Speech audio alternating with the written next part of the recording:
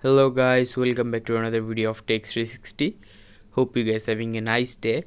In this video I'm going to show you how can you fix the camera black screen problem on your Windows. So for that, at first in your Windows search bar, click on it and now just search for settings. Now from here go to this option privacy and make sure that in general all these options are turned on. Now go back. Now go to apps, this option. Now scroll down and click on camera. Here you can see advanced settings, click on it, advanced options.